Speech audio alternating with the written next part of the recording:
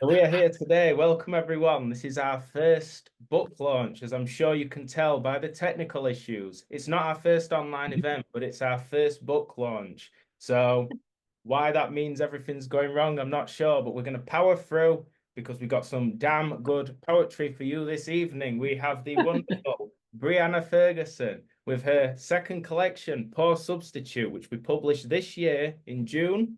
And now we're going for a spooky autumn reading. Uh, it's going to be fantastic. So I'll just tell you a bit about Brianna first. She is a writer and educator from the Okanagan Valley in British Columbia.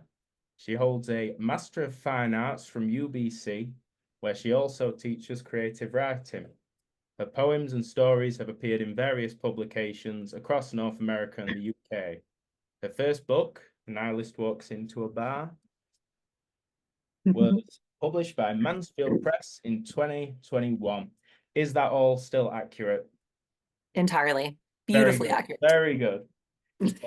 So we first, as a press, the royal we, came across Brianna's work when she submitted to our first book, Wage Slaves, and she's got 3 very wonderful poems in there, and we instantly fell in love with it. It was exactly the sort of writing that we set out to publish when we started. Non-pretentious, very direct. It's serious, but it's also got the humor in there as well. And then about a year later, Brianna brought out A Nihilist Walks into a Bar with Mansfield Press. Please do buy this. It's a very good book. And that just further increased my faith in her work. And then after that, she submitted to our third anthology, Travels and Tribulations, where she did a reading for us in February. You can find that on our YouTube channel. After this, though, stick around. And then, so you've got to understand, after all these years, it's such an honor to have been given the opportunity to work with her. And I can't stress like how much care and attention has been put into this collection. It really is. It's been through so many different edits and stages, and even like from the earliest drafts I saw, it was fantastic to begin with. So I hope I'm selling it as much as I want to. Uh, and I suppose I must also say we're not here for me rambling on and going on and on and on. So please, let's give it up for Brianna Ferguson. Lordy Laird, thank you so much for that, Paul. Beautiful introduction there. It's just been such a fruitful relationship that we've had thus far, publishing work and writing work and stuff together. It's just, I've been very, very grateful and very blessed with it from the get-go. Well, thank you and welcome everybody. I've got my friend with me, Christina Klossmeyer, to play a little bit of guitar music for us in the background here.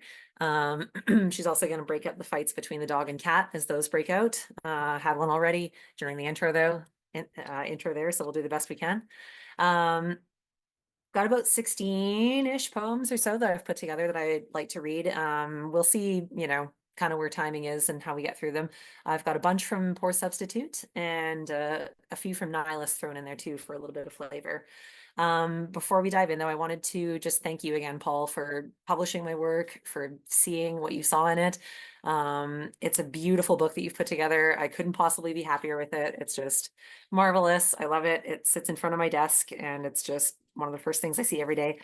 Thank you to everybody at Acid Bath, everyone who's ever read any of my work. It honestly means the world to me.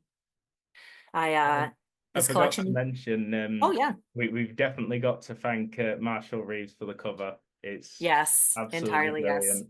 Yes, I don't know hubby, how I yes, mate. forgot that because it's the first thing you see with the book, but no, it's really, We've said that there. really brilliant works. Thank you for that. Gorgeous. Thank you for remembering my husband, Paul. It wouldn't have occurred to me. Yes, thank you, Marshall, for the beautiful cover there. So yeah, Poor Substitute. It took about 2 years to write or so. A lot of meditations on, as you may have guessed, substitute teaching, various other substitutes that we sort of accept in our lives that we grow to perhaps love or embrace, substitutes for maybe the bodies that we would like to be existing upon this planet in, substitutes for the jobs that we really wanted to do growing up, the dreams we had, even language itself being a poor substitute for trying to capture the things that have happened to us and some impression of what it was to be a person here. And whatever other substitutes happen to occur for you when you're flipping through the collection here. Can't say I intended them, but there are a million of them out there, so. Let's dive in a little bit here. Let's start, we're going to start off with, we're going to start strong with Humanities, one of the poems in Poor Substitute here. Humanities arose out of trying to teach the humanities to rural grade 9 students, and being faced with all kinds of challenges there. So here we go, Humanities.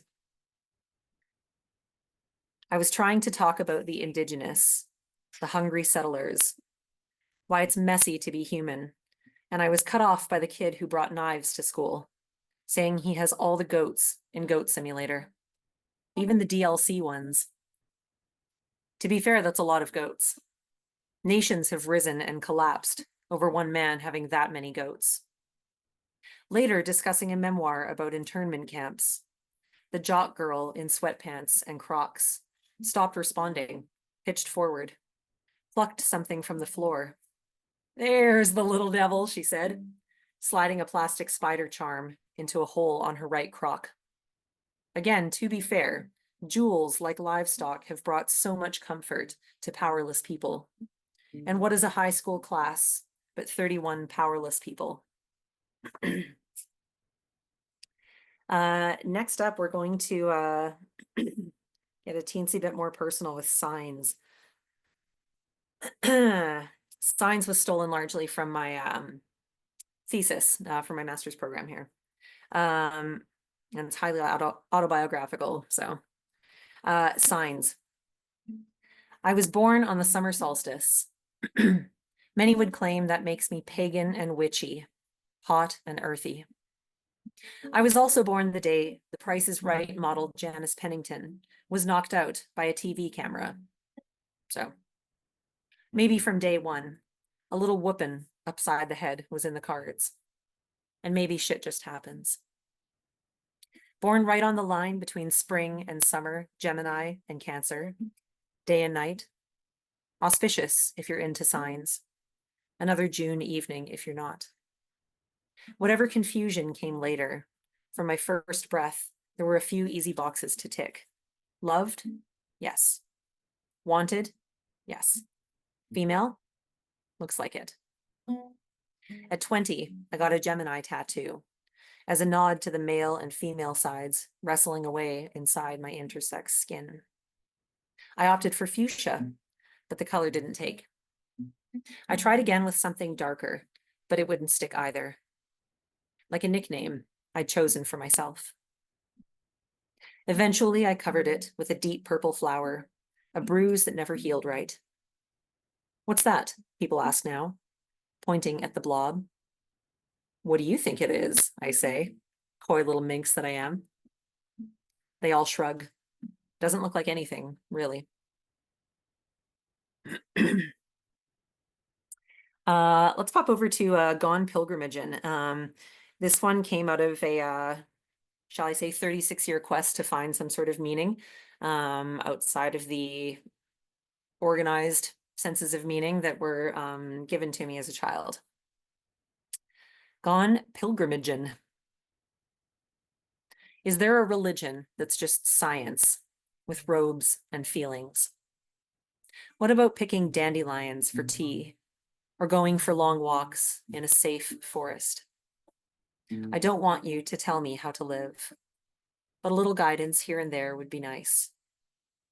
A few people showing up to be quiet and think. Maybe a wooden building, high windows and bright light.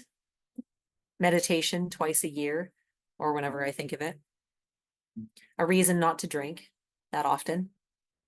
Something to do with animals, kindness, blue skies, comfort, if I'm ever dying. Trees, probably a circle of trees, fairy ring mushrooms, a river, occasional vegetarianism, though nothing strict. Something about how our cells look like galaxies, and tree rings look like fingerprints. Something about gut bacteria being you and in you at the same time. Maybe a nod to how there's no clean line between the cells of my body and the world around them. Is there a religion like that? Or is it just life in a time of leisure and microscopes? I'd like there to be something, for sure, but nothing too strict or dull. Nothing that doesn't embrace all the things I'm already doing. Alrighty, let's pop on over to thingness. Thingness, again, modified from some of my my thesis. My thesis for my master's program was a memoir about learning at 16 that I was intersex and all the various different aspects of my life that it's affected since then. Another substitute, as it were, for maybe the trajectory I would have chosen. But anyway, thingness. Thingness has a lot to do with how we use language to decide what counts as what, who counts as what, and how that language kind of evolves over time. Thingness. They all said it at one time or another, but it's my dad's voice, I remember. You're just a girl, like any other. It felt so good at first until I was asked for a tampon in the bathrooms, or when my last menstrual cycle was, or if and when I wanted kids. Once while I was driving to Superstore, my muffler fell off in traffic. My dad took an old fence post, welded it to the hole. He was a mechanic, and he could make anything work. Old tractors, rusting for decades, he'd whip into shiny, noisy shape. An old propane tank became a glistening air compressor in his hands, and now a fence post was a muffler, because he said it was. Or was it? It muffled noise. It was long and skinny and metallic, and if I didn't look too closely, I could hardly tell the difference. One day, though, I had to bring the car to a shop. The guy took one look underneath, laughed, and said, "What the hell is that?" All right, we're going to switch it over to New York night. I went for a trip to New York with my very beloved best friend and my very beloved sister a couple years back. And my friend took me to this gorgeous restaurant, and I could do nothing but complain. And so at least internally, so I thought I would try to apologize and delve into that a wee bit here by painting my shitty attitude for you all. New York night.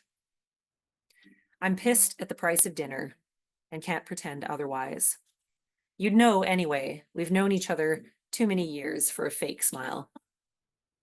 $37 American for 5 pieces of ravioli is insane, even if Obama did sit here once. Or was it that table over there? Anyway, no wine, no beer, no buffer between the mugging and me. We head for home and you scream a little too loud when a rat bursts out at us from a pile of garbage. The scream smacks of a teen girl who swiped her parents' vodka and would like the world to know how much fun she's having. I'd love to laugh, grab your arm. Gosh, yes, it was insane. We only just survived. Aren't we lucky?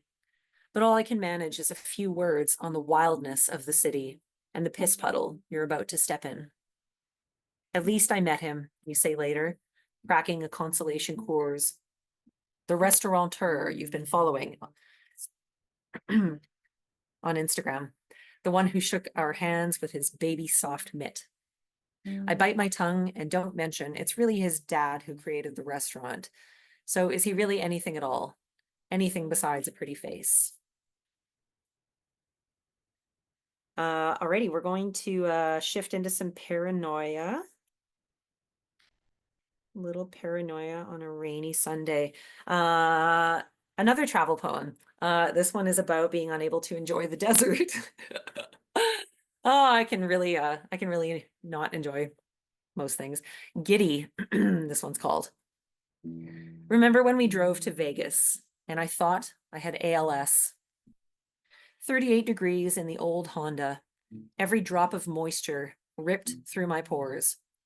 40 hours in a sagging seat. I could hardly feel my body. A quick Google search held the symptoms: numbness, tingling, weakness, and of all things, giddiness. And how happy we were in the southern sun. Remember the silver mine in the desert, the stars, blanket sex among the cacti. Until then, I never knew giddiness could be bad. Now, every time I'm a little too happy, I wonder, is this the beginning of the end? Or is it just, could it really only be happiness? Now we're going to switch over to teenage me, and this will be the last one out of Poor Substitute for a couple minutes as we switch over to nihilist. Flat. Let me just pull that little baby up here.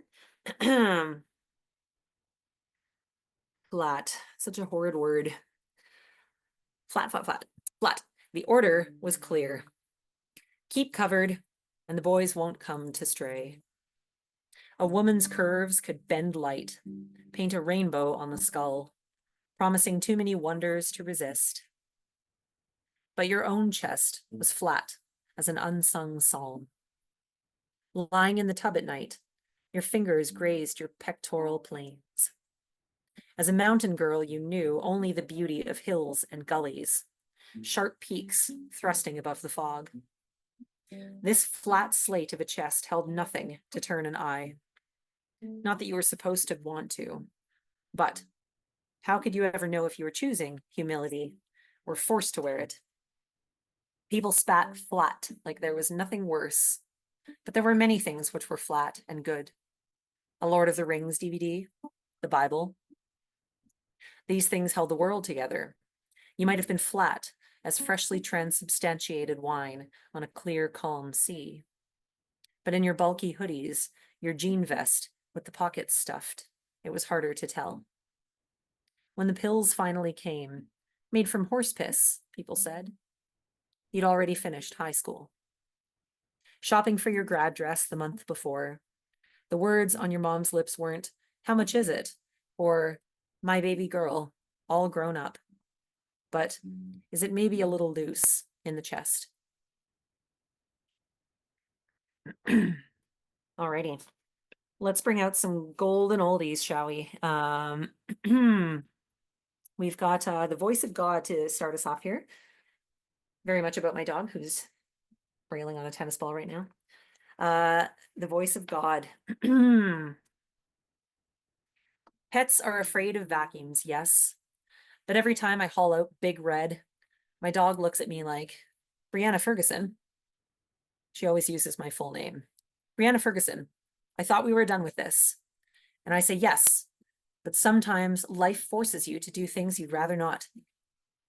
All she hears is, then the vacuum starts shouting its universal language of hate and aggression.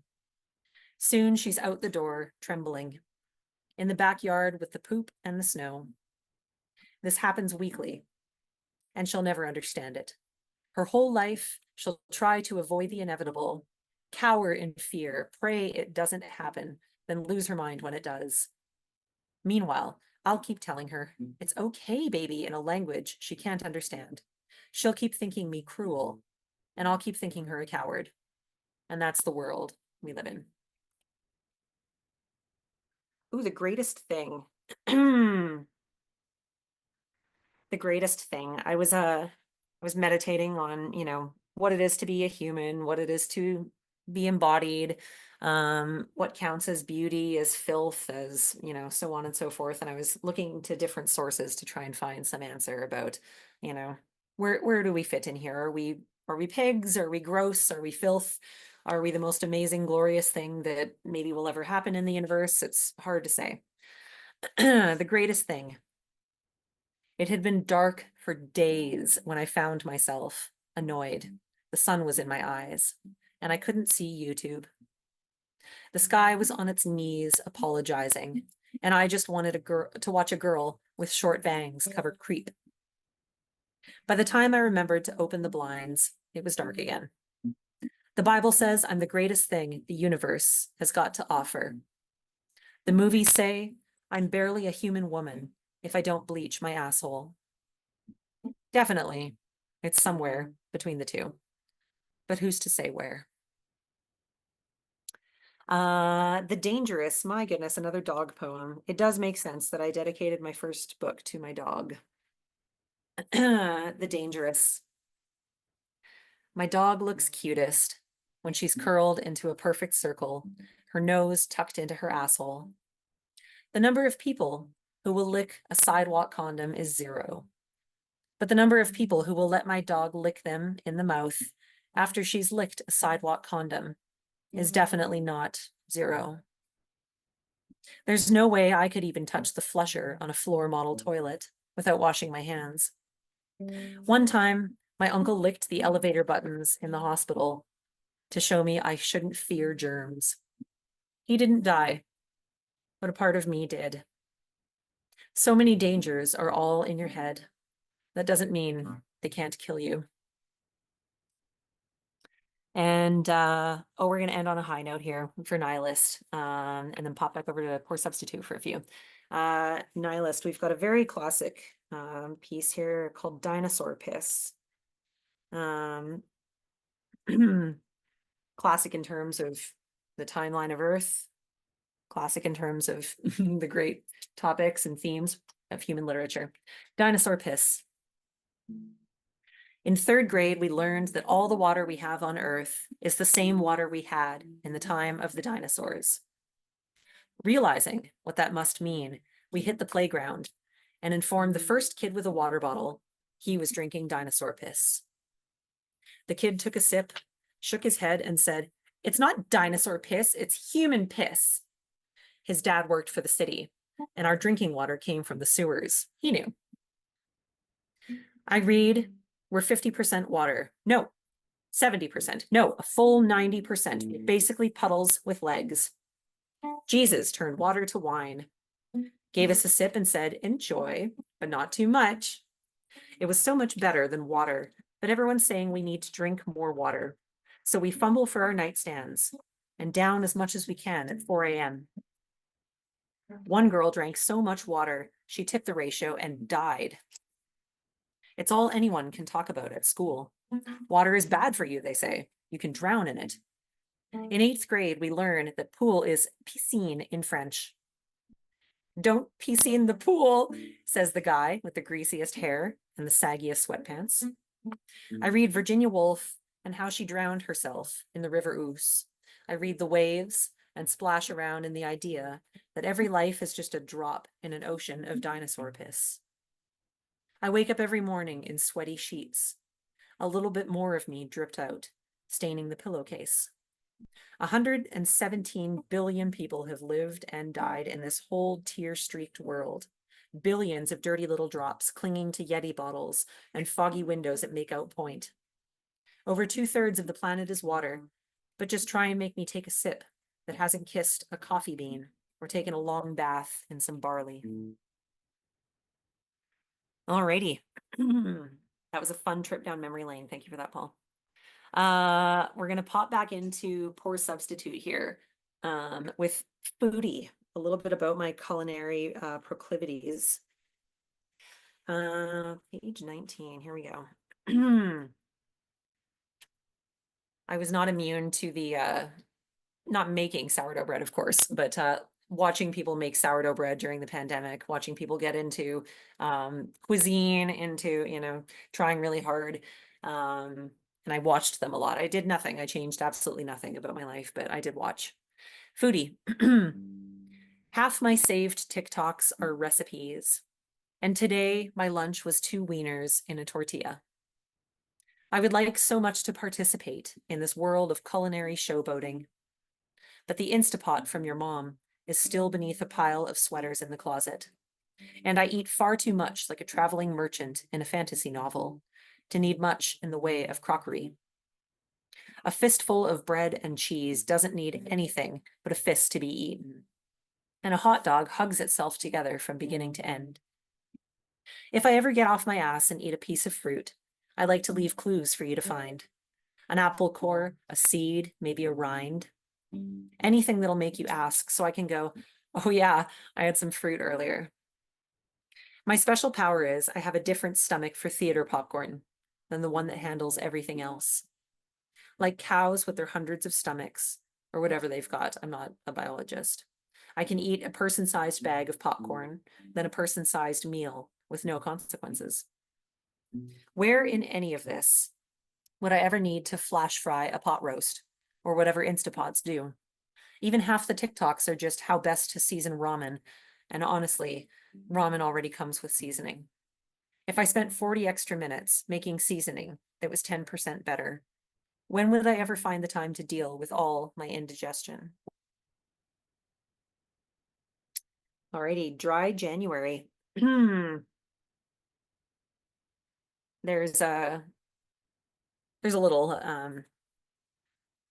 alcoholism in these books, but everybody rest assured, we're doing okay over here. It's all good. We're all good. Dry January. This is me on a Tuesday, telling the cashier at the liquor store how winter has its own beauty.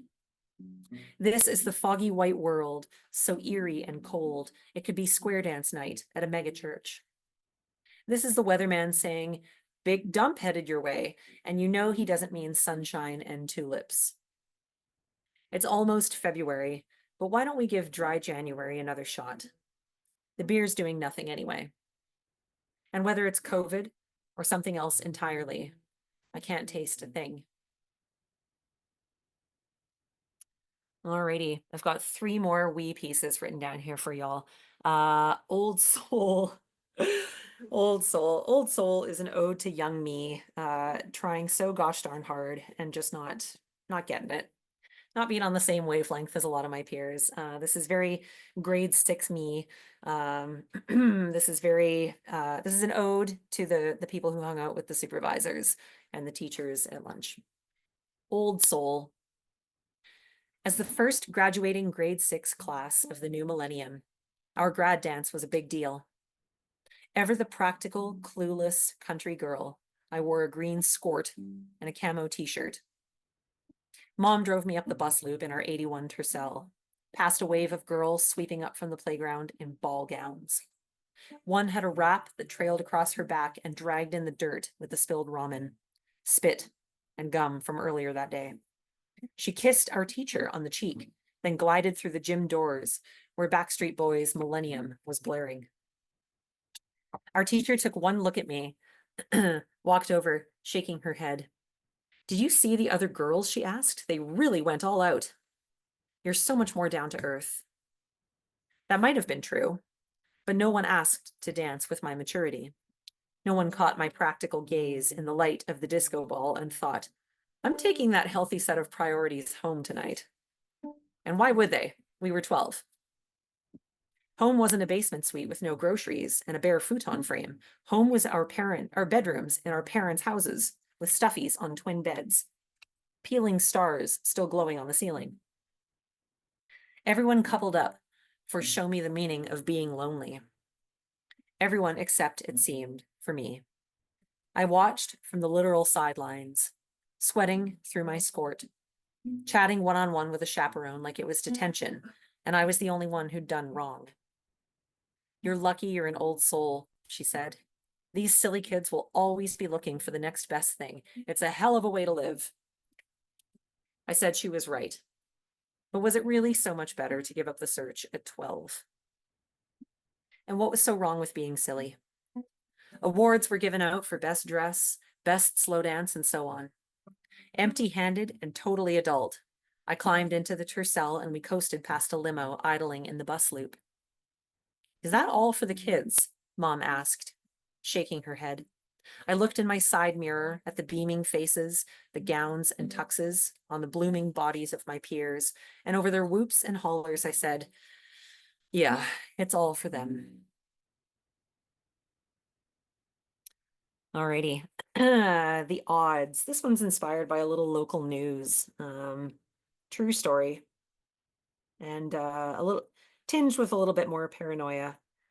We've got some paranoia, some alcoholism, some intersexuality, and some iconoclastic work. Very wholesome. The odds. I drove all afternoon to the pub near that lake where they pulled that woman out after 30 years on the bottom. The kid who found her said he'd been snorkeling, but something told him to go deeper than usual. Perhaps you won't believe me if I tell you I'm afraid a car is going to come through the walls of this pub and hit me from behind. But my back is to the window and stranger things have happened. I lost the morning watching TikToks by that 14-year-old boy with lymphoma. He was famous before the disease for his beauty, I guess, and his incredible ability to lip sync in beautiful destinations. But it's the sickness ravaging his young, famous body that caught me. There's a man FaceTiming his father at the next table over. The father's in a hospital gown, forcing a smile for his day-drunk son, squinting and shouting in the April light.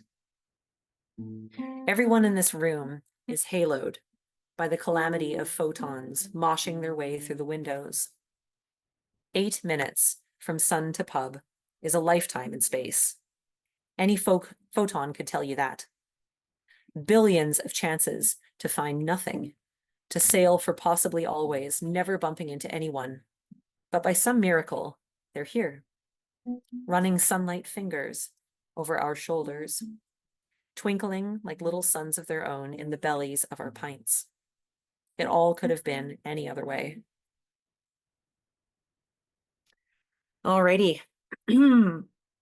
Well, we are rounding the bend here for the last poem that I've got lined up. So let me just say again, thank you to anyone who showed up, everyone who sat with me through the whole thing, anyone who's already gotten a copy of the book, anyone who's thinking potentially they're going to spend the $20 or so to gather one of these copies. It honestly means the world to me. I had one of my students popped up to me quite recently at the university and said that she found my first book in her high school library out on Vancouver Island, and that she loved it so much she got her own copy, and then she got a copy of Poor Substitute. And I mean, whenever something like that happens, first off, I'm just amazed anyone can cares about poetry and is showing up and is reading and stuff, but that they spent time, spent money. That somebody who didn't know me showed up somewhere and bought a copy of my book is bamboozling to me. You always sort of assume you disappear as soon as you leave the room, but in some cases you don't, I guess, and it's very mind-boggling, but there we have it. All right, we're going to end on Yellow Ochre, which is also the last poem in my collection here. Yellow Ochre. Without the words, I'd have to steal enough of your time to tell you I like yellow, but not yellow like dandelions and the sun, more orange than yellow. Nothing blunt or cautionary, like a school bus or the frantic light between stop and go. More the yellow-orange of early love and Polaroid sunsets, of big-haired girls in 70s sweater dresses, of the ready Werthers in my grandpa's fingers. Without the words, I'd have to say I'm a girl, of course, but not like the kind with Tampax under the sink or one hand above my belly and one below. I'd have to say, sure, I'm a bit like a boy, but only in the blueprint of X's and Y's. I'd have to shrug and giggle at the kid question hurled once or twice a month. Maybe someday, I like to say, once I'm done focusing on my career. With words like ochre and intersex in my taste buds, in my ink, in my fingers and keyboard, I can fill out a form and shop for paint. With the right words, my thoughts, home, and ID can all look like me. You tell me ochre still doesn't cut it, that there are still as many results as there are minds to Google it. And with the right words, I can say, that's just fine. In fact, that's the whole point.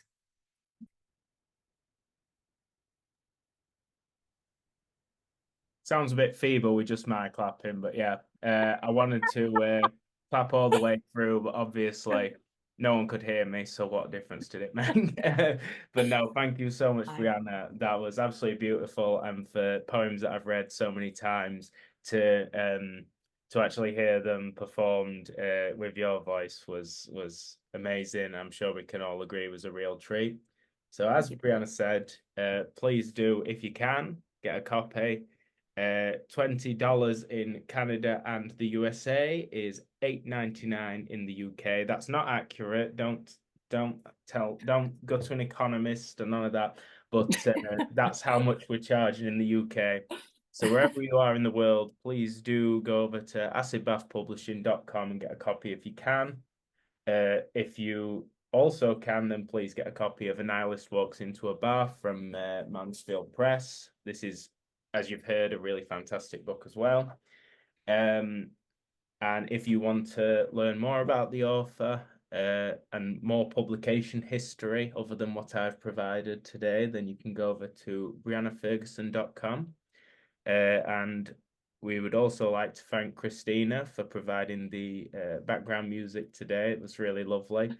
She did at the launch of A Nihilist Walks into a Bar, which I was privileged to be at. It was 3 a.m. UK time, but I really wanted to go, so I had a great time with that. And other than that, I suppose if there is anyone from who's on Pacific time, Canada and America, who wants to come back in however many hours for the 7 p.m. On that side of the world, please do. We were having a conversation before everyone got here about how it's like tour dates. It's very silly. Uh, Big um, deal. but yes, yeah. So that goes for Canadians, Americans, and UK insomniacs. Please do come along to the 7 p.m. Pacific time launch, and that's 3 a.m. UK time. But I'll understand if there's no other UK people there. Yeah, no, thank you so much, everyone, for coming. I'm sure you've all enjoyed it as much as I have. These are really fantastic poems, as you've heard. And yeah, if you want to hear more, then you can go over to, well, you're on YouTube now, aren't you? The YouTube channel has some more poems as well from an earlier reading we did in February. And of course, you can get the book and read the rest for yourself. So thank you so much for coming. Thank you, Brianna, Christina, Marshall, and is there anyone else? I'll not be Probably forgiven, I'll better. be crucified. Well, thank you to my reading team as well, especially Errol, who I know is watching right now. Yeah, you were a big help as well with your suggestions and generally with the whole reading process. So thank you, everyone who has been mentioned. And yes, acidbathpublishing.com and briannaferguson.com. Please do visit both of those. And yeah, I'll see you again at 7 p.m. Pacific time if you are coming. Thank you, Gorgeous. everyone. Bye.